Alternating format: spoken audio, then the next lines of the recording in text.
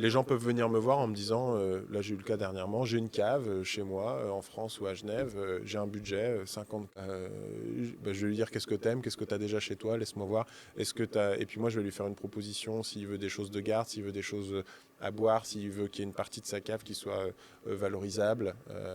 Normalement tout, plus ou moins ce que je peux proposer peut prendre de la valeur à terme, même si on peut pas le garantir. Mais l'idée c'est qu'ils se disent, ok, j'ai acheté pour 50, je peux consommer du vin. Et si un jour j'ai un pépin, J'ai ça en stock. j'ai ça en stock, et ça, de la même façon que si la personne elle a des montres, elle peut se dire je la consomme, etc. Et si le but c'est de la porter, c'est d'en profiter. Mais si j'ai un problème, je peux le revendre et je perdrai pas d'argent. Et Mhm. même a priori j'en gagnerai un peu. Ouais, donc c'est plutôt pour les profils qui sont quand même investisseurs ou conservateurs, mais avec un certain budget. Après, de toute façon, comme tu disais, c'est chaque entreprise a son type de client, que ça soit toi dans les vins. Moi, par exemple, j'ai un connais qui font la même chose que moi, mais qui s'adressent à des gens qui ont des beaucoup plus petites bourses sur des Hmm. systèmes peut-être d'abonnement pas chers, où ils vont mettre pas de temps envers le Oui, je client, vois. etc. Tu vas peut-être mettre plus de recherche, plus de temps, plus de moyens aussi, et plus d'expertise Hmm. aussi, du moins on paye aussi le background de la personne et le temps qu'il va y accorder sur un projet aussi, parce que Oui, c'est ça.